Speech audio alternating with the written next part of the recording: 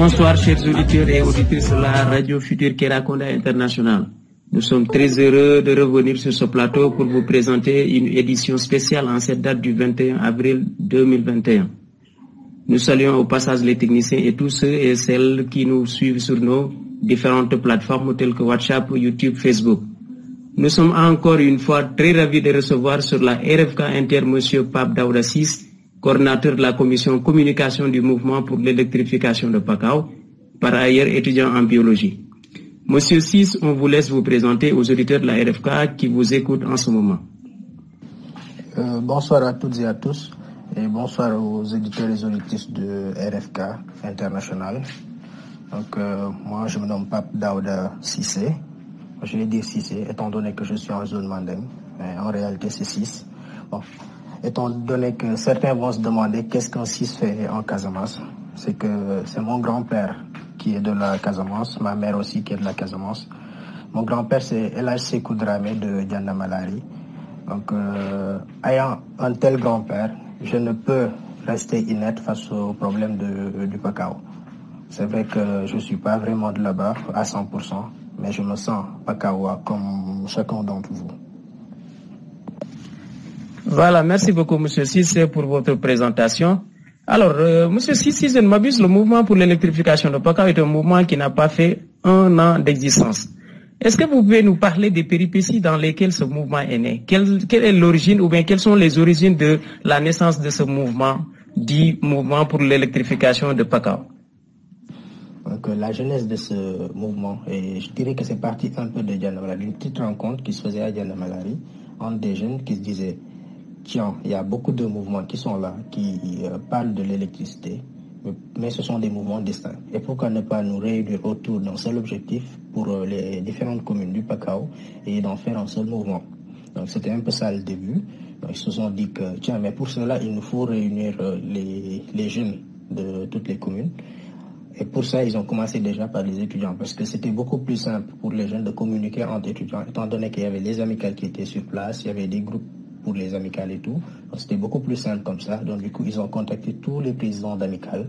Moi, bon, je ne suis pas un président d'amicale, oui, mais quand même, j'avais de très bons contacts là-bas parmi ceux qui étaient les membres fondateurs de ce groupe. Donc ils m'ont aussi intégré dans la chose. Lorsqu'ils m'ont parlé d'un problème du Pakao, je lui ai dit que tiens, donc ça, c'est un problème qui devrait intéresser tout le monde. Donc je ne devais pas être en reste. Donc c'est de là que l'idée est partie. Maintenant, nous, on s'est réunis un peu. On se dit que oui, mais on ne doit pas avoir une démarche comme les autres. Donc on doit essayer de voir, de reculer un peu pour voir les choses, pour avoir une meilleure vision de la chose, une meilleure vision d'ensemble. Donc maintenant, pour ça, on s'est dit, tiens, il nous faut discuter maintenant. Discuter avec qui? Mais surtout avec la population. Et c'est de là qu'on a organisé un forum à Oudoukar, c'était le 4 août 2020. Donc on avait invité un certain monsieur Baldé, Moudjibou Baldé, le président du forum civique de Kolda. Donc il était venu là-bas pour nous faire une petite exposition sur son expérience déjà, sur les quêtes d'électricité, mais aussi son expérience sur la communication avec le peuple.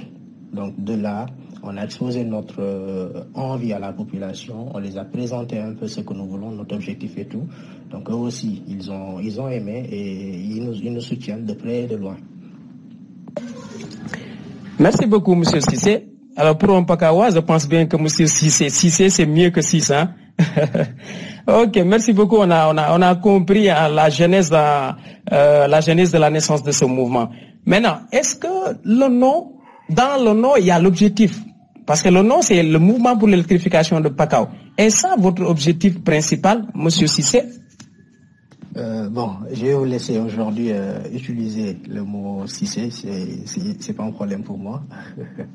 Bon, en ce qui concerne le nom, bon, déjà il y a une chose à savoir, c'est que au début, comme bon, on avait un seul objectif qui était l'électrification du Pakao, donc on l'appelait comme ça, mouvement pour l'électrification du Pakao. Mais bon, après mûre réflexion et aussi de longues discussions avec certains de nos conseillers, de nos aînés, donc ils nous ont demandé quand même de changer le nom parce que si on se limite uniquement au nom électrification du Pakao, donc après l'électrification du Pakao, qu'est-ce que nous allons faire? Oui, ça, bon, c'était vrai. Donc maintenant, on s'est dit que, tiens, il nous faut changer le nom. Donc du coup, on a opté pour le nom Pakao en avant. C'est vrai que le nom officiel n'est pas encore sorti, mais quand même, le nom officiel maintenant du mouvement, c'est Pakao en avant, et qui a comme objectif principal électrification du Pakao. C'est-à-dire que électrification du Pakao n'est plus le nom, mais c'est Pakao en avant le nom. Merci. Non. Merci beaucoup Daouda Cissé pour cette explication. Si je comprends très bien, le mouvement maintenant ne s'appelle plus Mouvement pour l'électrification de Pakao, mais plutôt Mouvement Pakao en avant. Alors maintenant, est-ce que vous avez d'autres objectifs en dehors de l'électrification de Pakao? Parce qu'au niveau de Pakao, on a l'impression que au niveau de Pakao, il y a pas mal de problèmes, hein. Il y a pas mal de problèmes. L'électrification, c'est un problème parmi tant d'autres. Est-ce que maintenant vous avez d'autres champs d'action? Est-ce que vous avez prévu certaines choses? Quels sont vos défis? Quels sont les défis à relever? Et quelles perspectives vous avez assignées pour ce mouvement à partir de maintenant? Oui, merci beaucoup pour votre question, Monsieur Touré. Bon, c'est vrai que l'électrification est un problème parmi un amas de problèmes, je vais dire. Maintenant, le souci, c'est que on s'est fixé comme objectif principal, c'est-à-dire pour une première phase, l'électrification de Pakao. Oui. Mais maintenant, si vous voyez d'ailleurs le nom, Pakao en avant, ce que nous prenons là, c'est l'émancipation de notre cher Pakao. Donc, en ce qui concerne l'émancipation de notre cher Pakao, on parle de l'emploi des jeunes et des femmes surtout. On parle il y a beaucoup de choses, c'est-à-dire la mise en place d'entreprises et tout. Mais non, peut-être que tout cela, l'électrification serait un point de départ pour tout cela. C'est-à-dire une zone qui est électrifiée, peut-être une zone où il y a beaucoup d'entreprises qui vont s'implanter. Qui parle d'entreprises qui s'implantent va parler de main-d'œuvre. Qui parle de main-d'œuvre va parler d'emploi pour la population locale déjà. Maintenant, parmi ça aussi, il y a d'autres aspects qui peuvent être administratifs, qui peuvent être juridiques. Il y a tout cela. Maintenant, pour ne pas aussi nous égarer dans notre démarche, donc on se fixe un objectif principal, on essaie de l'atteindre, et après cela, on essaie de nous fixer un autre objectif. Parce que si on se donne plusieurs objectifs, peut-être que là aussi, on peut nous égarer dans notre démarche. Et pour ne pas trahir cet aspect-là, donc pour le moment, on se dit qu'on se concentre d'abord sur l'électrification.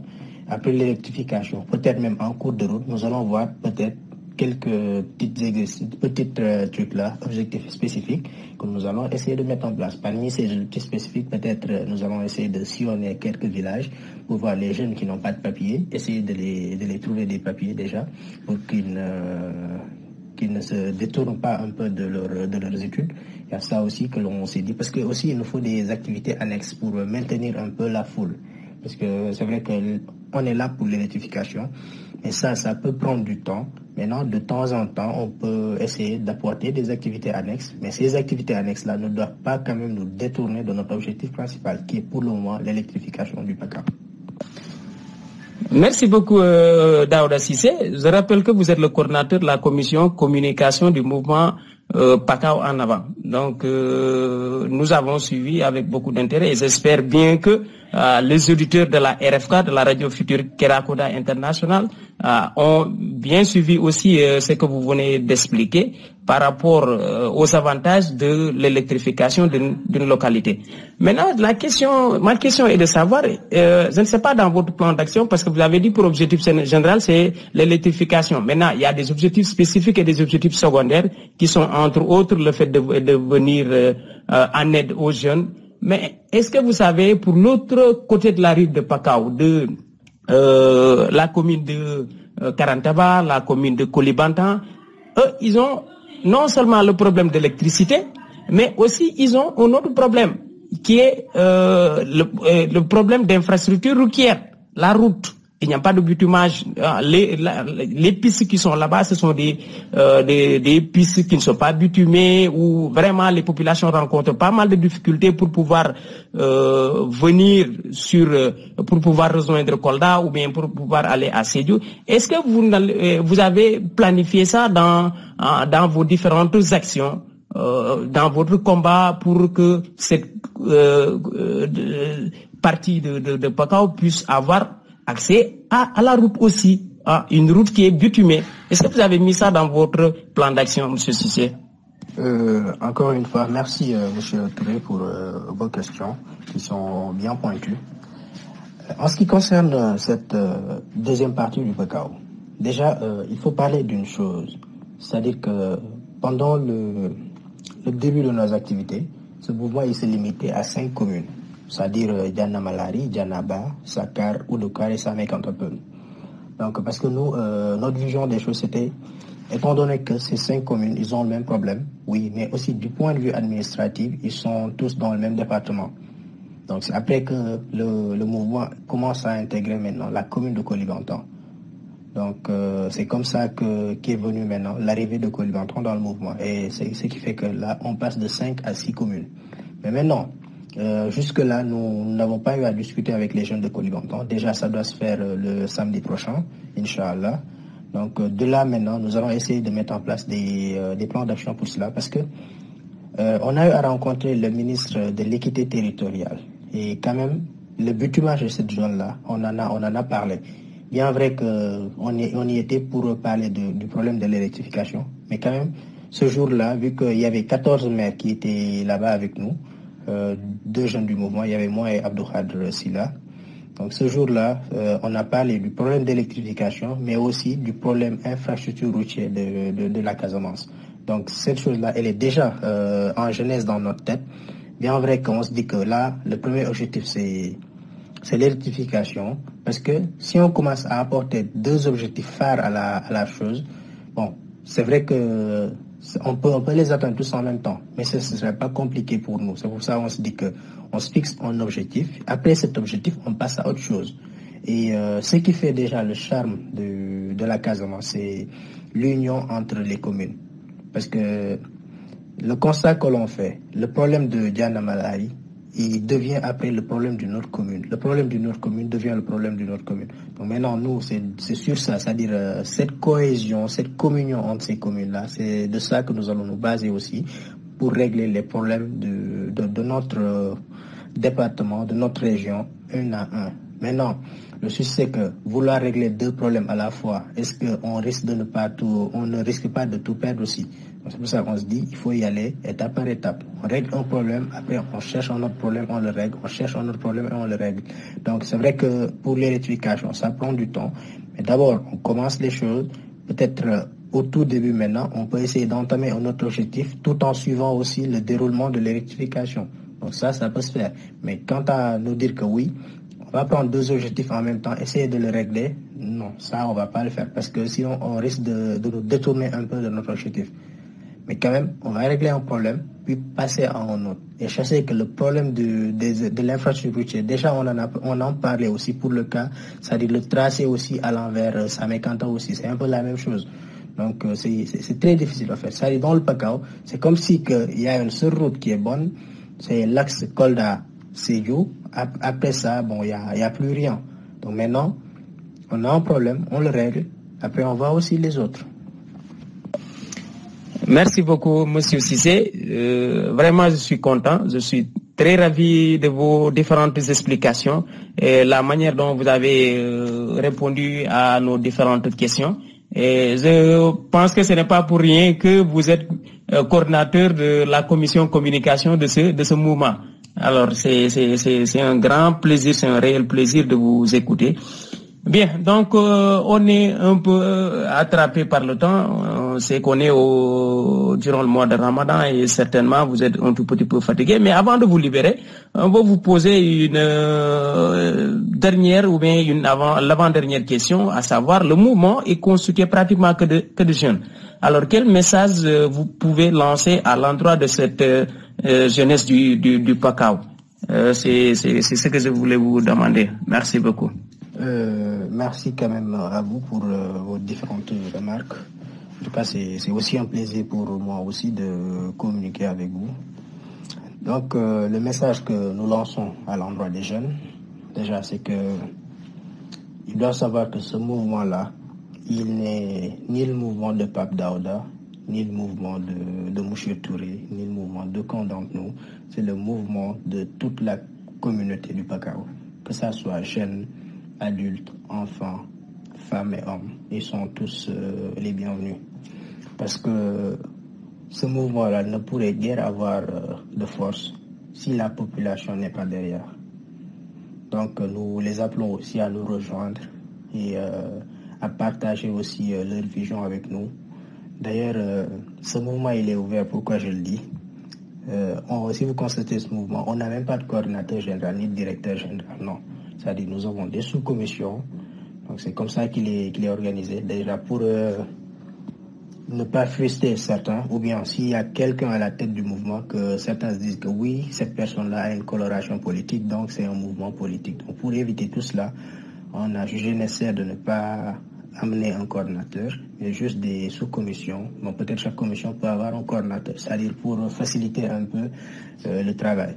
Mais quand même, cet aspect-là, il est ouvert à tout un chacun, parce que certains, pour adhérer dans un mouvement, qu'est-ce qu'ils me demandent? Est-ce qu'il est structuré?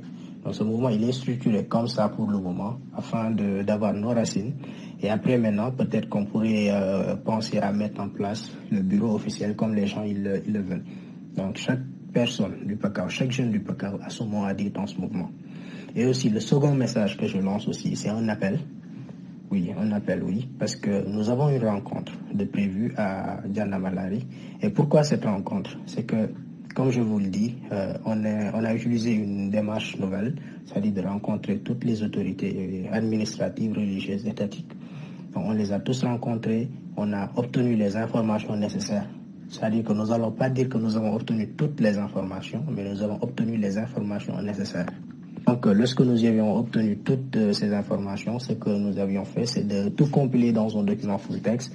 Et c'est ce document-là que nous appelons notre document de plaidoyer. Parce qu'il doit pouvoir parler en notre nom, même en notre absence. Mais là, ce qu'on s'est dit, c'est qu'on ne va jamais sortir ce document-là hors du PACAO. Parce qu'on se bat pour le PACAO.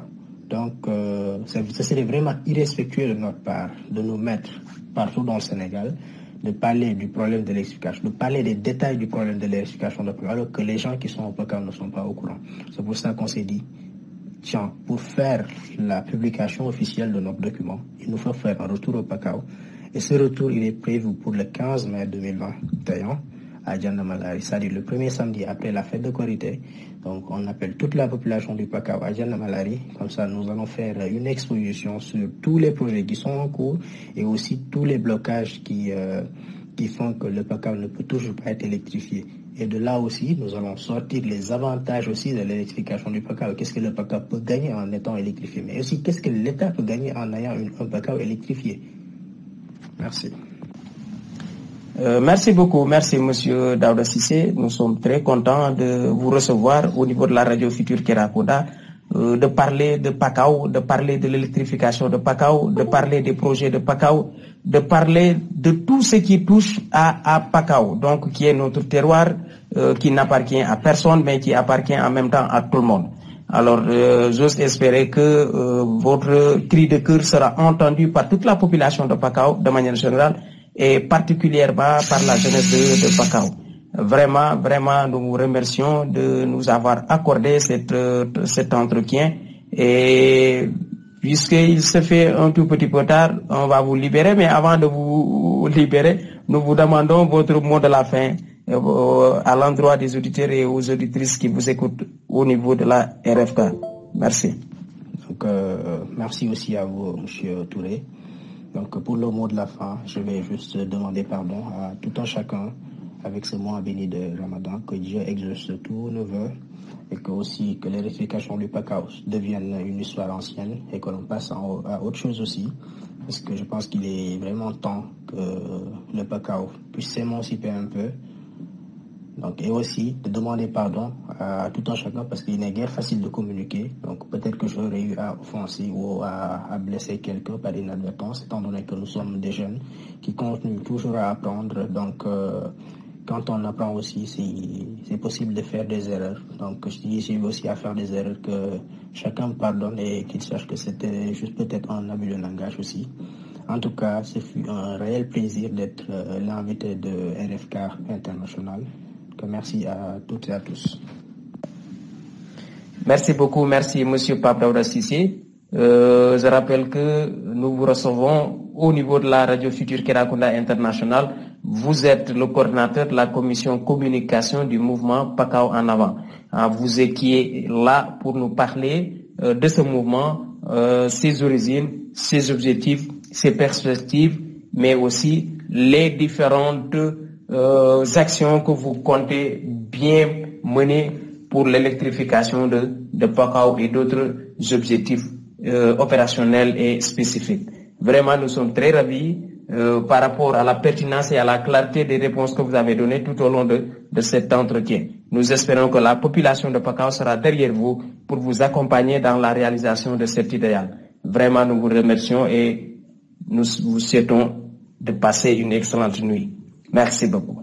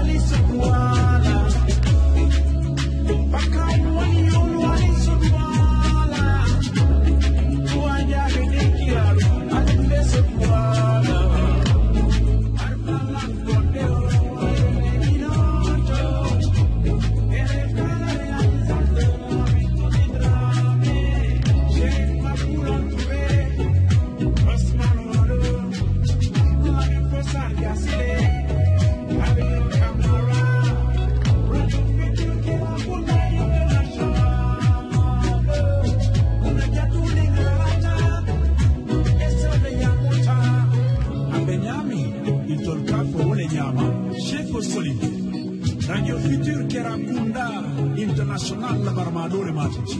Abaraka.